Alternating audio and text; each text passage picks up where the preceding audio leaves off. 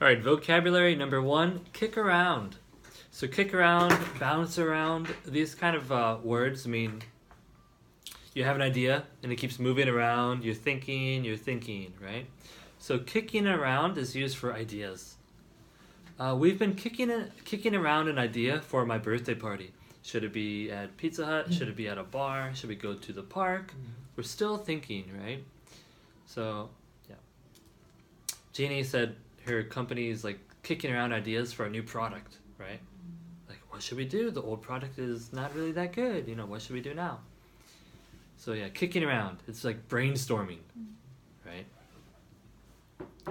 And if you're in a group, like if it's like a can on the floor or something, like I can kick it to Heejin, then Heejin will kick it to Somyeon, like that, right? So you kind of share and pass it to people.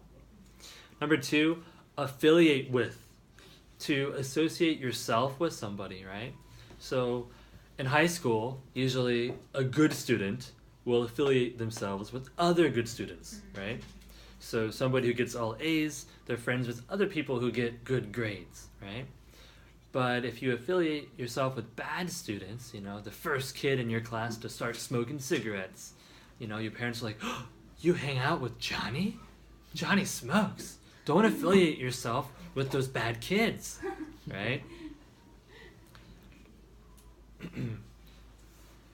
Number 3, come full circle. So you start here, you go all the way around, and you come back, right? So to start full circle means to go and then return back to the original location, situation, or whatever.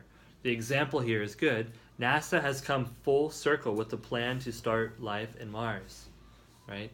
So like right now, they started it a long time ago, but right now it's like back to the beginning. Okay, let's start some space mission to go to Mars, right? Like, okay, yeah, we've already been through that. We're back at the beginning again, right? Number 4, stand for something. Imagine somebody says, who thinks, everybody should vote? Oh, I think that, and you stand up, right? So that means you stand for some kind of belief. I believe everybody should vote. So even though we're not really standing, we still say that, right? And it can also be a symbol, right? Even though symbols can't stand, right? For communist government, the hammer and sickle stands for communism, right? If we see that like on a flag, we know that's a communist government, right?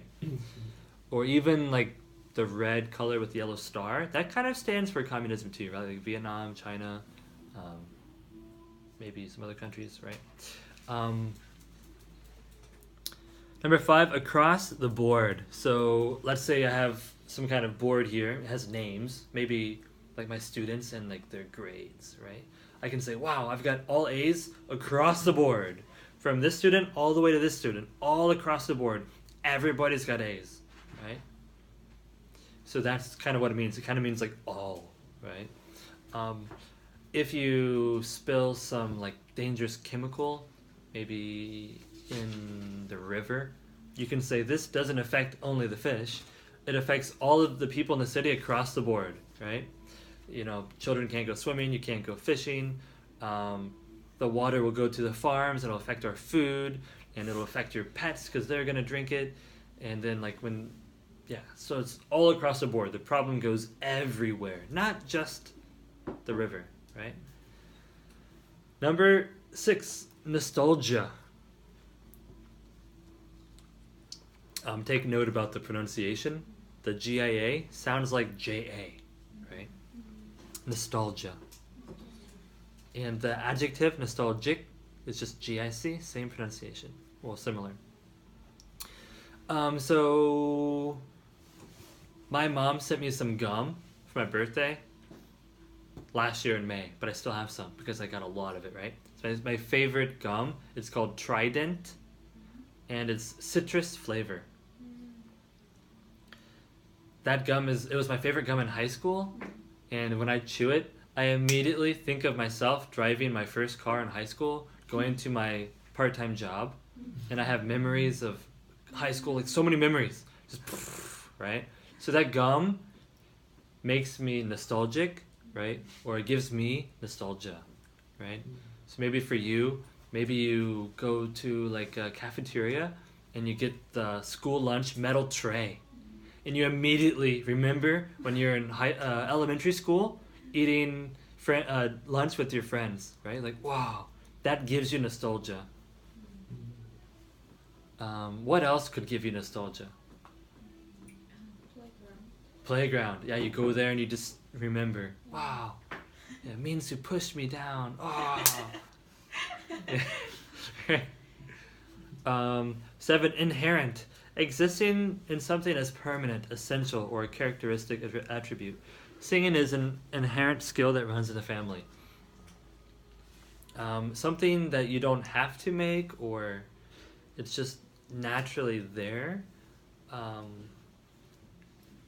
Another inherent skill kind of would be like spiders making a web. Like they don't go to Spider Hagwon, right? They just know how to make a web, right? It's kind of like an inherent skill.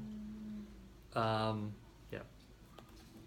Or people can say, like business is inherently selfish, right? A business is made so it can make money for itself. It is inherently selfish. It's not like bad. That's just the nature of business, right? It's supposed to make more money for the people involved. So if somebody says like, "Wow, I don't like Lotte because all they care about is making money," it's like, hello, expression of the day. Wake up and smell the coffee. It's a business. It's made. It's inherently like made for making money. Like that's just part of its identity.